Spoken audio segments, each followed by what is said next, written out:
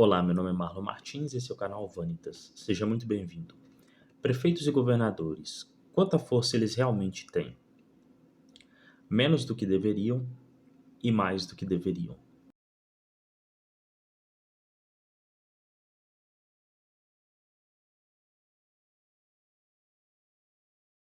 Quando pensamos na conformação do Estado brasileiro e do sistema de governo do Brasil, nós devemos nos remontar ao período imperial do Brasil, onde havia um forte empoderamento das lideranças locais, das elites locais no Brasil, e como isso perdurou ao longo da República. Na República Velha, as oligarquias locais eram extremamente poderosas e ditavam o funcionamento do Brasil, sendo então, naquele contexto, a presidência escolhida por essas elites locais e funcionando em função dessas elites locais. Com a ascensão de Getúlio Vargas ao poder, o que ocorre é que há um enfraquecimento das figuras que governavam as muitas regiões do Brasil, os estados do Brasil, onde Getúlio Vargas, em um momento simbólico, queima todas as bandeiras dos estados, afirmando que o Brasil era uma unidade sob seu controle autoritário e arbitrário e mesquinho, típico de qualquer ditador, mas uma unidade. Pois bem, após isso,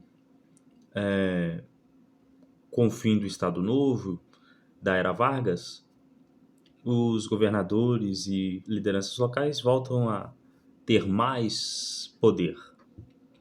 O que ocorre, no entanto, é que isso é interrompido novamente com o regime militar. E as figuras biônicas que foram colocadas para governar os estados do Brasil, trabalhando a serviço do regime. Com a retomada da democracia no Brasil, mediante a Constituição de 1988, os governadores passam a fazer parte novamente desse grupo que, em tese, seria poderoso, mas devido à conformação legal, as coisas vão mudando de rumo.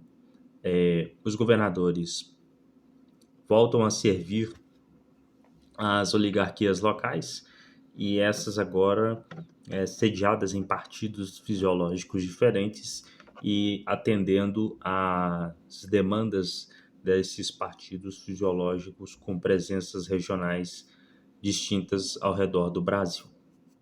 Existe outro elemento importante nessa análise, que é o fato de que a lei brasileira privilegia os partidos que elegem um número maior de deputados federais. Então, quanto mais deputados federais, mais recursos um partido obtém.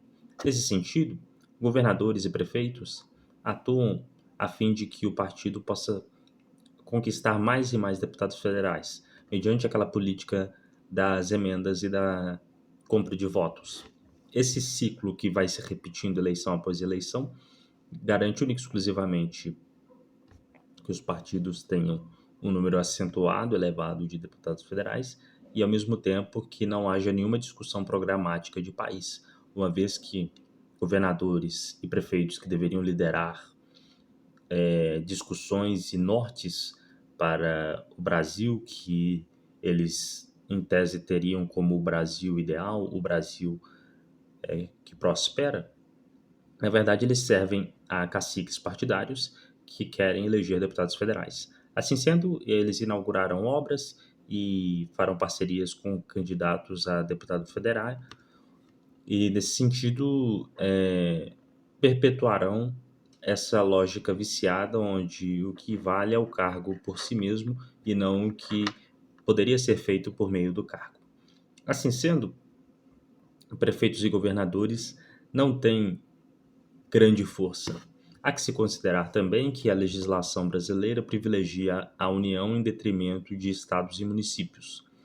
Compete ao prefeito fazer a zeladoria da cidade, isso é importante. Compete ao governador cuidar da segurança do estado, Isso é importante. Mas, para além dessas coisas, são poucas as atribuições de prefeitos e governadores.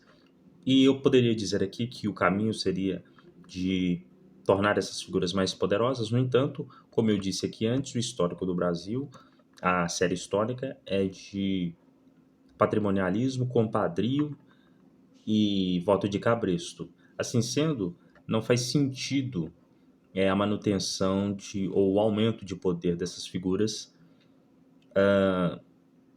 a não ser que haja uma rigorosa mudança legal que impeça esse tipo de atuação política. Sem dúvidas é necessária uma revisão, e a revisão pode perpassar por aquilo que faz os partidos trabalharem. Hoje, o que faz os partidos trabalharem é o número de deputados federais para amealharem cada vez mais recursos. Mas a solução pode ser mudar o meio como os partidos podem ser financiados. Isso mudaria a percepção pública e a forma como os partidos atuam. Enfim, o fato concreto é que os governadores deixam a desejar neste século, e nesta legislatura atual também. Poderiam fazer mais, mesmo com as limitações que possuem hoje. Fazer mais no que tange ao enfrentamento do que há de errado no país, mas isso não é percebido, uma vez que eles estão inseridos novamente nessa máquina que visa novamente o acúmulo de recursos. Estando eles então alocados ali, eles vão trabalhar ou se moverem conscientemente ou não para a manutenção desse estado de coisas, inviabilizando dessa forma um horizonte de propósito de país, de projeto que vise o longo prazo e a transformação de vidas de pessoas.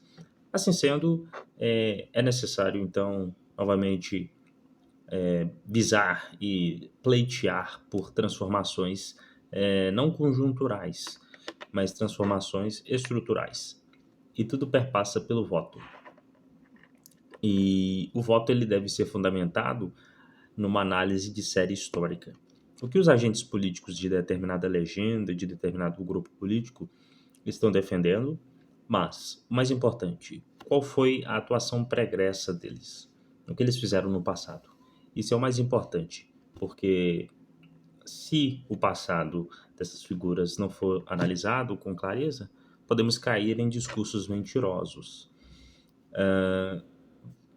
De discursos mentirosos, estamos fartos, não é? Em como cidadãos dessa gloriosa nação. Assim sendo, é necessário fazer uma análise ponderada de tudo que acontece no passado de figuras e levar à frente essa discussão. Como mudar o sistema de incentivos da política brasileira? Isso é fundamental.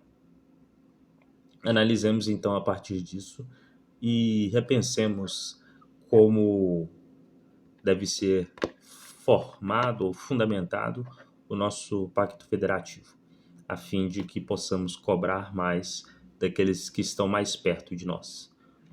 Porque, apesar da necessidade de cobrar os políticos que estão perto de nós, vereadores, prefeitos, deputados estaduais, governadores, eles de fato têm atribuições muito limitadas.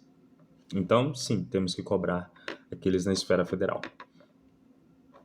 Mas devemos visar que eles venham a ter mais atribuições a fim de que seja mais fácil cobrar o poder. Isso é o mais perto de uma democracia funcional e plena. Assim sendo, eu encerro aqui minha discussão de hoje e peço a você que, se gostou desse vídeo, permaneça aqui no canal, inscreva-se nele e esteja aqui amanhã para o vídeo da vez. Muito obrigado.